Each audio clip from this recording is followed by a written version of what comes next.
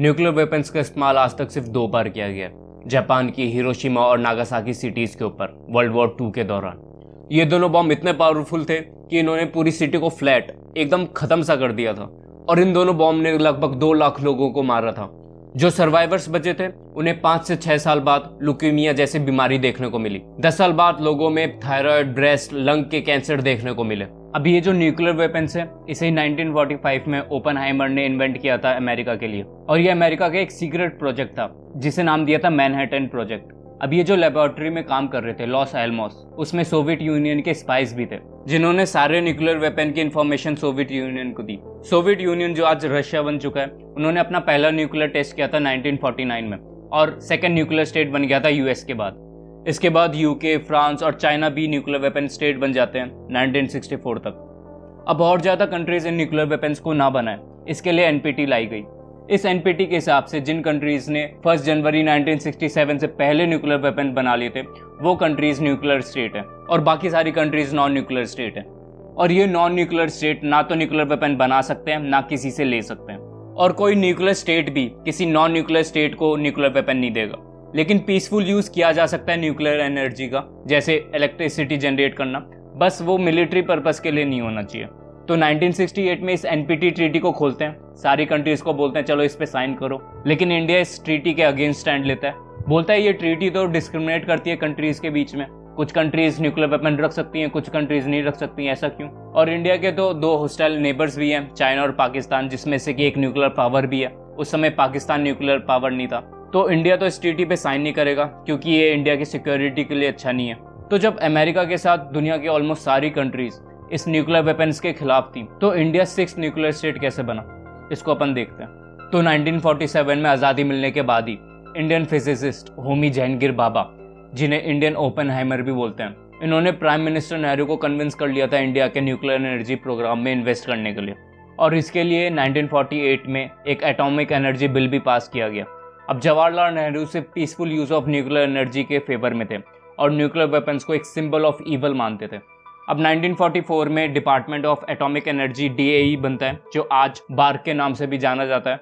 इसके बनने के बाद ही भारत का न्यूक्लियर प्रोग्राम स्पीड पकड़ता है। अब एक डील होती है कनाडा और इंडिया के बीच में, जिसमें कनाडा इंडिया को एक न्यूक्लियर रिएक्टर प्रोवाइड करेगा जो कि कनाडा के नेशनल एक्सपेरिमेंटल रिसर्च रिएक्टर के ऊपर बेस्ड होगा। और यूएस के साथ भी इंडिया एक डील करता है हैवी वाटर के लिए, जो रिएक्टर में यूज होता है, और इंडिया इस रिएक्टर को सिर्फ पीसफुल यूजेस के लिए ही इस्तेमाल कर सकता है डील के अकॉर्डिंग।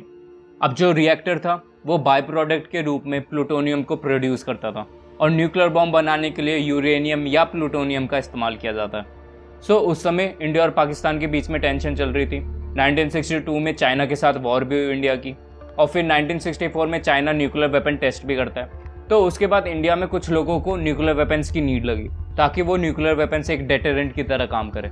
सो भाभा जाते हैं उस समय के प्राइम मिनिस्टर लाल बहादुर शास्त्री के पास उन्हें कन्विंस करना, बट उस समय भी प्राइम मिनिस्टर न्यूक्लियर वेपन्स के खिलाफ होते हैं। अब 1966 में लाल बहादुर शास्त्री की डेथ हो जाती है और उसी के 2 हफ्ते बाद भाभा की भी डेथ हो जाती है प्लेन क्रैश में, जिसके बाद DAE का नाम बदलकर बार्क कर देते हैं भाभा के नाम के ऊपर, और भाभा के बाद इसके डायरेक्टर बनते हैं राजा रामन्नन, और इंडिया को भी अब एक नया प्राइम मिनिस्टर मिलता है, इंदिरा गांधी। अब जब इसके बाद 1971 में वॉर होती है इंडिया की पाकिस्तान के साथ, तो पूरा वेस्ट इंडिया के अगेंस्ट खड़ा हो जाता है। यूएस और चाइना पाकिस्तान के साथ होते हैं, यूएस बल्कि अपनी नेवी भी भेजता है इंडिया के अगेंस्ट बे ऑफ बंगाल में। तो इसके बाद इंडिया और वेस्ट के रिलेशन काफ़ी ज़्यादा ख़राब हो जाते हैं, और फिर 1972 में इंदिरा गांधी न्यूक्लियर वेपन के टेस्ट को हरी झंडी देती है। रामन्नन 75 साइंटिस्ट की टीम को लीड करते हैं और एक प्लूटोनियम इम्पल्शन डिवाइस बनाते हैं। यहाँ जो न्यूक्लियर रिएक्टर जो कनाडा ने प्रोवाइड किया था, उससे जो प्लूटोनियम निकल रहा है इस बाय प्रोडक्ट, उसी का इस्तेमाल किया जाता है। अब जो भी टेस्ट की प्रिपरेशन थी उस सबको सीक्रेट रखा जाता है, और इंडियन आर्मी को एक 330 फीट का एक गड्ढा खोदने को बोलते हैं पोखरान साइट पे न्यूक्लियर वेपन टेस्ट के लिए। और 18 मई 1974 को इंडिया अपना पहला न्यूक्लियर टेस्ट करता है। क्योंकि इसी दिन बुद्ध पूर्णिमा भी थी, तो इस ऑपरेशन को स्माइलिंग बुद्धा भी बोलते हैं इनफॉर्मली, और ऑफिशियली इसका नाम है पोखरान 1। अब इस टेस्ट को इंडिया ने एक पीसफुल न्यूक्लियर एक्सप्लोजन PNE का टैग दे दिया, जिससे इंटरनेशनल क्रिटिसिज्म थोड़ा कम किया जा सके। और जो प्लूटोनियम यूज़ किया था न्यूक्लियर रिएक्टर से, जो कनाडा ने प्रोवाइड किया था, उस डील के हिसाब से इंडिया उस रिएक्टर को सिर्फ एक पीसफुल पर्पस के लिए इस्तेमाल कर सकता था। ऑब्वियसली कनाडा और यूएस इस पीएनई वाली कहानी को नहीं मानते हैं और अपना सपोर्ट इंडिया के न्यूक्लियर प्रोग्राम से वापस ले लेते हैं और फिर यूएस एडिशनली इंडिया पे सैंक्शन भी लगाता है। बट इससे इंडिया ने एक क्लियर मैसेज भी सेंड कर दिया था कि इंडिया के पास न्यूक्लियर वेपन की टेक्नोलॉजी है और अगर वो चाहे तो वो न्यूक्लियर वेपन्स डेवलप भी कर सकता है। और फिर 1998 में इंडिया 5 न्यूक्लियर टेस्ट करता है और अनाउंस करता है कि वो 6 न्यूक्लियर स्टेट बन चुका है और इस टेस्ट को पोखरान 2 का नाम दिया गया। अब किसी और वीडियो में पोखरान 2 के बारे में बात करेंगे। इस वीडियो को यहीं एंड करते हैं।